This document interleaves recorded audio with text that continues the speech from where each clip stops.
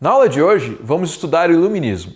Se você procurar o significado de Iluminismo, encontrará que foi um movimento intelectual do século XVIII, caracterizado pela centralidade da ciência e da racionalidade crítica no questionamento filosófico, o que implica recusa a todas as formas de dogmatismo, especialmente o das doutrinas políticas e religiosas tradicionais, que foram tão fortes aí na Idade Média, final da Idade Média, não é? E também nos primeiros séculos da Idade Moderna. Também nos referimos a este movimento filosófico e cultural que teve impactos na política e na economia, como a filosofia das luzes, como movimento de ilustração, de esclarecimento e, talvez, como seja mais conhecido, o século das luzes.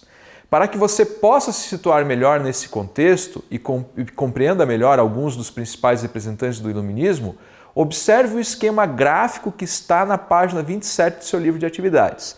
Pausa o vídeo aí e vai lá no livro de atividades, página 27, que eu te espero. Aqui, na página 27 do teu livro de atividades, nós temos então o seguinte organograma. Observe essa parte de cima aqui da página, tá? Nós temos o Iluminismo ali centralizado, e aí nós temos como novas formas de compreender o mundo, que é algo que o Iluminismo então vai trazer e vai contribuir a partir da defesa do racionalismo. Nós temos ali também o Iluminismo como razão, ciência e liberdade, então ele vai produzir um conjunto de novas ideias que de fato vão balançar os alicerces sociais e culturais que até então existiam, E um movimento plural, difundido pela burguesia entre os séculos 17 e 18. Um movimento plural por quê, meus queridos? Porque basicamente nós não temos muito como classificar o Iluminismo como uma corrente única, com um único padrão de comportamento, com um único padrão de pensamento. Pelo contrário, o Iluminismo ele é caracterizado por uma grande diversidade de formas de se ver o mundo, de se interpretar as coisas, de se ver a ciência. E isso é uma riqueza muito grande, não é? Isso faz com que o pensamento não tivesse limites dentro desse cenário iluminista. Ok, queridos? Bom, por esse esquema, nós conseguimos identificar as características principais do iluminismo, do contexto histórico do qual ele surgiu e se desenvolveu, e os elementos que tornaram a ciência e a razão os norteadores de uma forma de compreender o mundo, que modificou completamente as estruturas mentais do Ocidente contemporâneo.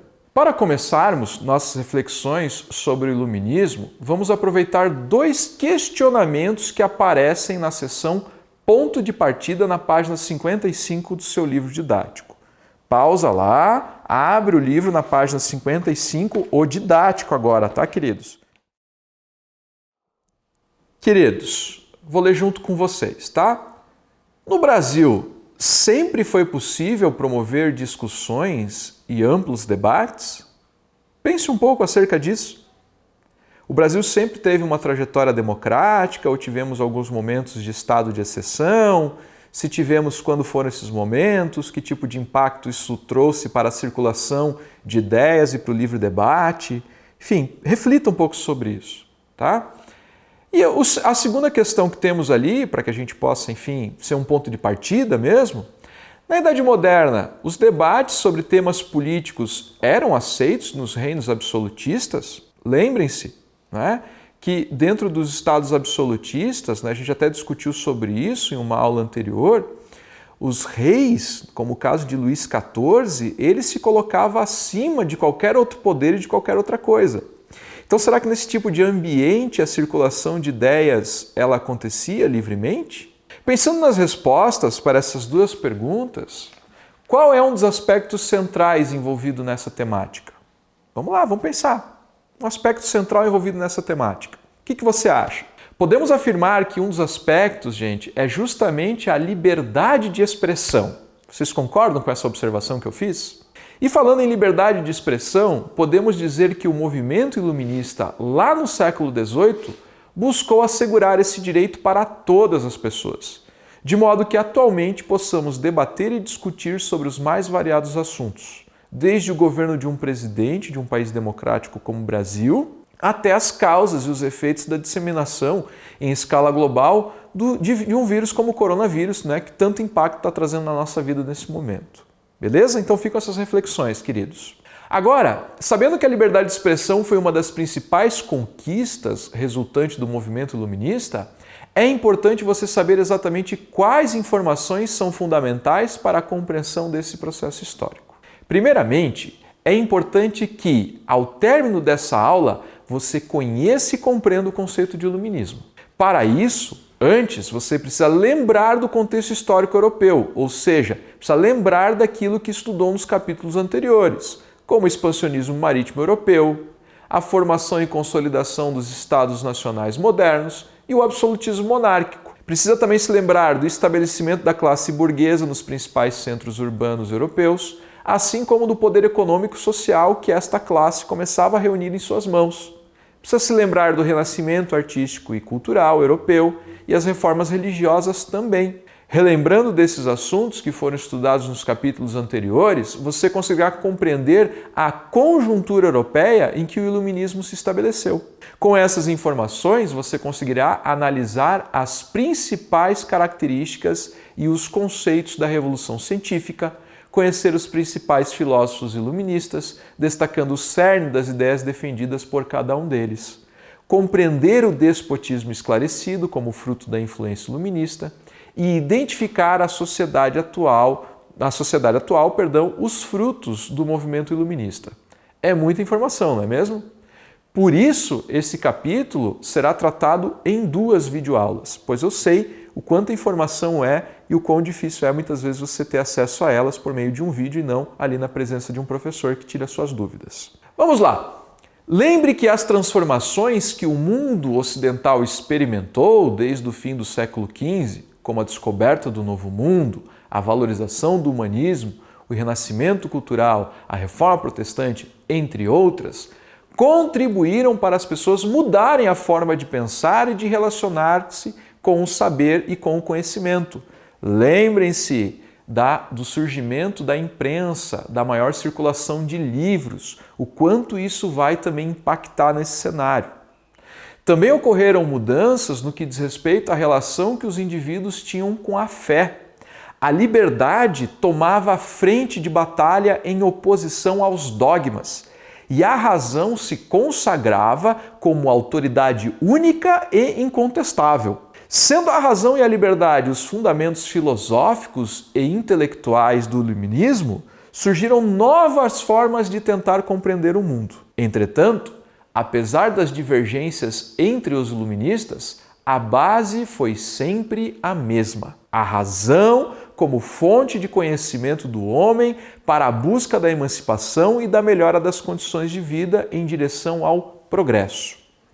Importante lembrar que o Renascimento contribuiu decisivamente para o desenvolvimento do conhecimento humano e teve repercussões que ecoaram durante muito tempo na Europa e na América. A valorização do homem, resgatada da antiguidade clássica pelos renascentistas, permaneceu sendo objeto de estudo nos séculos XVI, XVII e XVIII, complementando os estudos sobre o conhecimento humano e suas formas de apreensão. Outro movimento histórico foi a Reforma Protestante. Juntamente com o desenvolvimento do espírito crítico e do racionalismo, também contribuíram para a configuração de um contexto propício às mudanças que se anunciavam.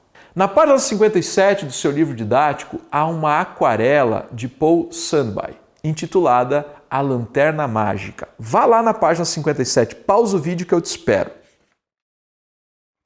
Aqui está a aquarela, né? Ela mostra aqui uma imagem, uma representação. Vou pedir para que você observe atentamente. Detenha-se nos detalhes. Identifique o local que é retratado, as pessoas que fazem parte da ação retratada, como são as roupas, suas idades e gênero e, obviamente, qual é a ação que está acontecendo. Observe com cuidado, com atenção, pause o vídeo se necessário, olhe no detalhe. Já observou a imagem? Identificou que a ação ocorre num ambiente interno, talvez uma sala ou um salão, quem sabe?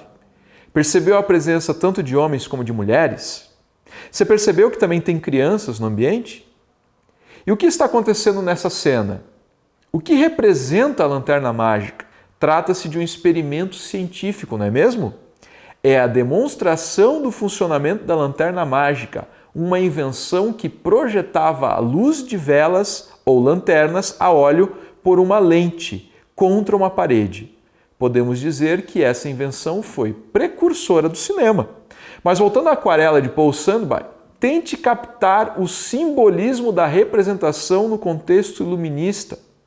Interprete a aquarela como um registro de uma época, como uma mensagem que o artista registrou em 1760, ou seja, no século das luzes.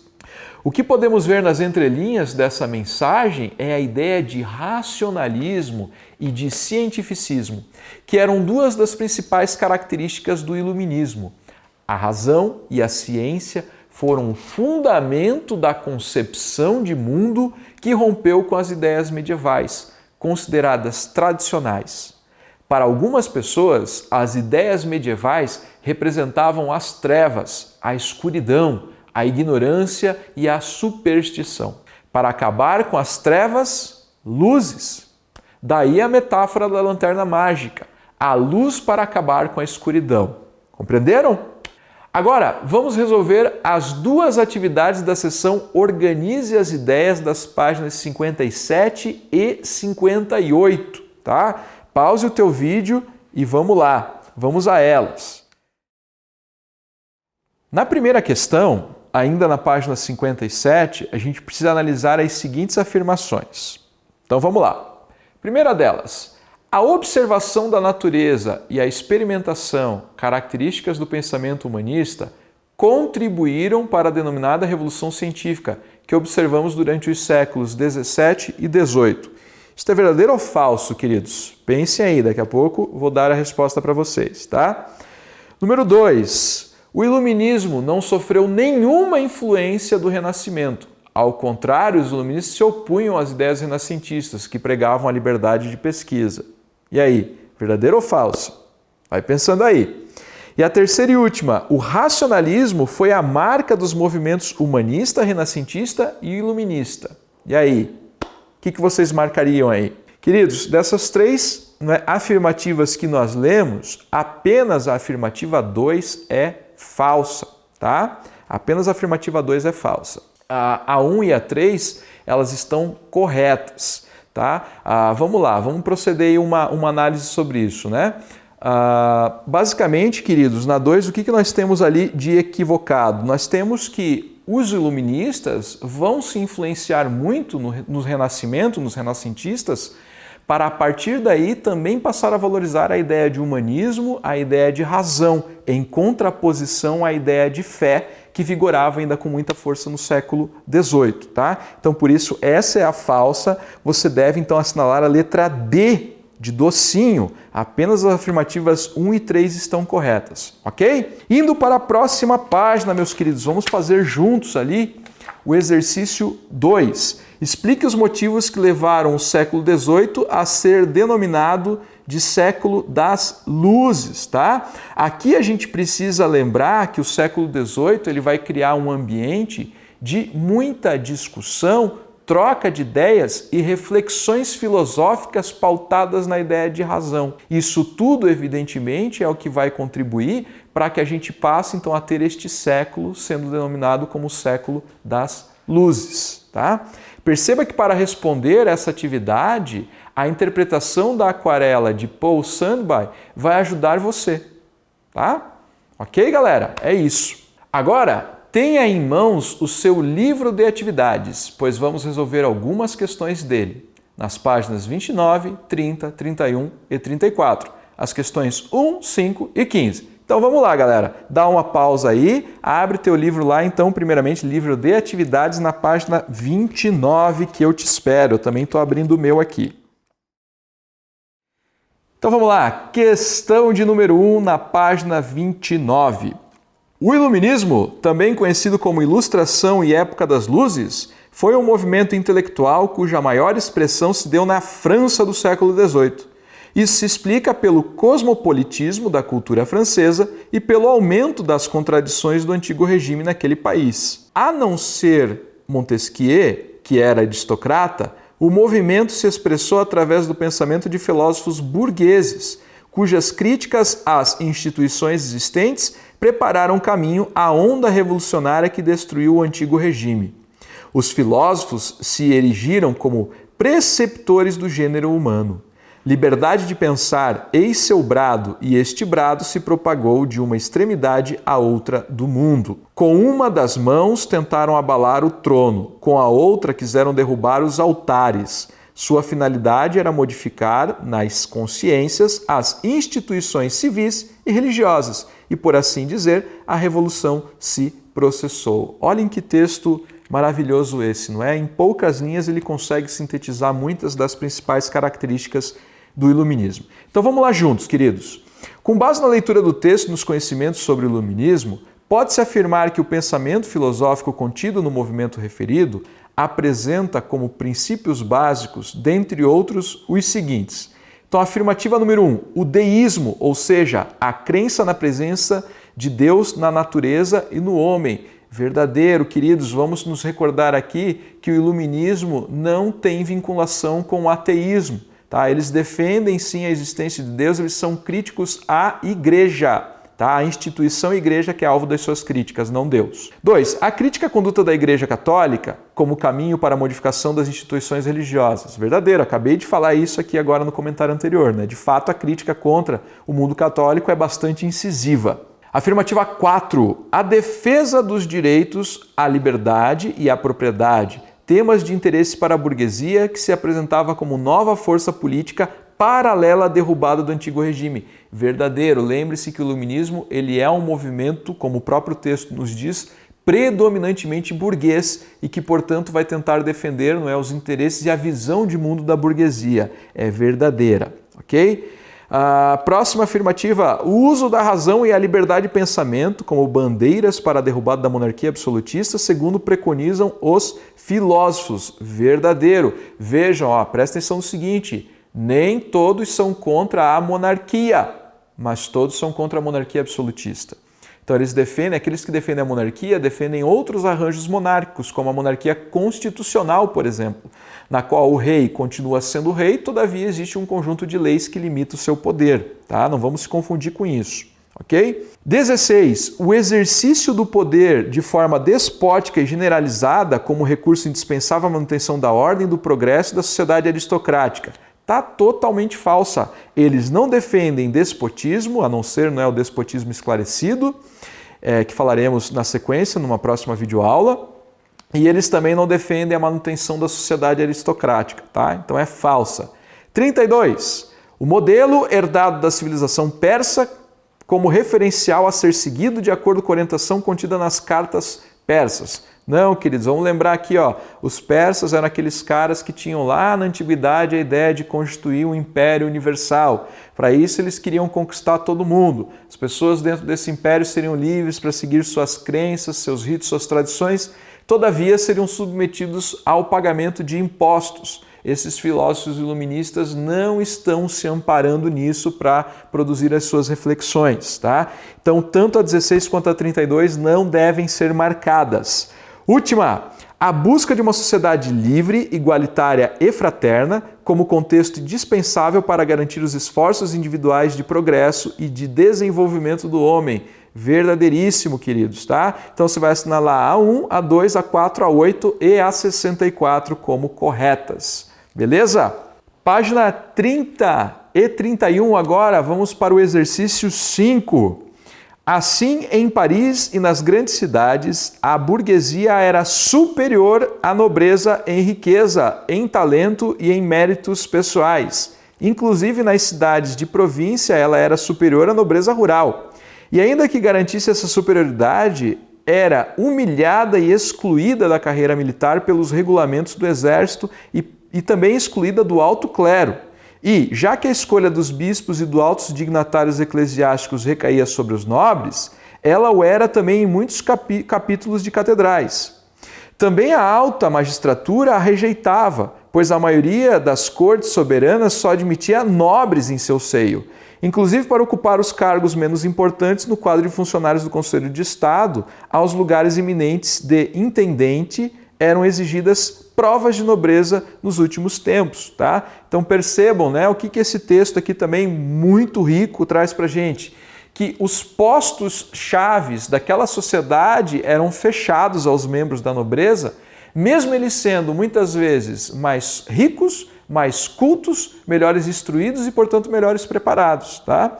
Isso nos ajuda a entender o porquê que esses burgueses estavam insatisfeitos diante desse cenário. Tá? Então, o trecho acima é parte das memórias de um nobre francês do século XVIII. Sua vida, em boa parte, coincidiu com a crise da sociedade do antigo regime. Uma expressão dessa crise foi a formulação e difusão de ideias, as ideias iluministas, por meio das quais criticavam-se as estruturas que davam sentido a essa sociedade. Então vamos lá. Letra A, estou na página 31 já, tá, queridos? Letra A partir da leitura do texto, identifique, usando suas próprias palavras, o elemento característico da sociedade de antigo regime que foi duramente criticado pelos filósofos iluministas, tá? Queridos, aqui uma palavra define isso, a ideia de privilégio.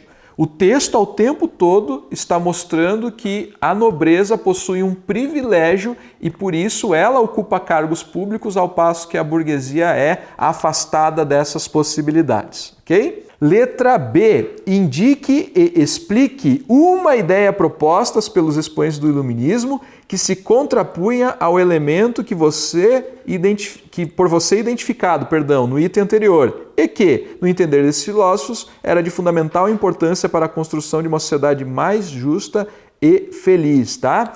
Ora, os iluministas defendiam a ideia de igualdade jurídica. E isso, de certa forma, se contrapõe a uma sociedade de privilégios como era a sociedade de antigo regime. Agora nós vamos para a página 34 para fazer juntos o exercício de número 15, tá? É o último exercício do livro de atividades. Vamos lá.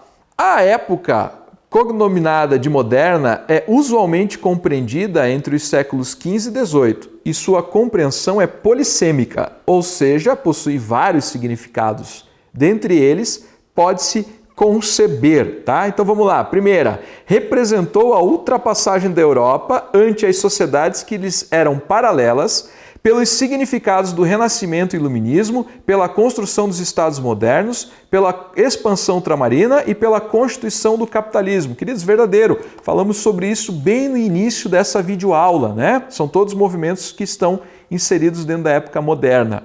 Segunda afirmação, representou o desencantamento do mundo europeu, ou seja, com a construção dos Estados modernos, a política passa a ser a nova engenharia social em que a magia, a honra, a bravura cedem espaço à racionalidade, à individualidade e competitividade. Verdadeiro, queridos. Magia é algo, né, que caracterizava muito o poder da Igreja Católica. Honra e bravura caracterizava muito o poder aí dos nobres. Tudo isso começa a se enfraquecer em uma velocidade muito grande a partir aí, não é, desta idade moderna. Então é verdadeira também, tá?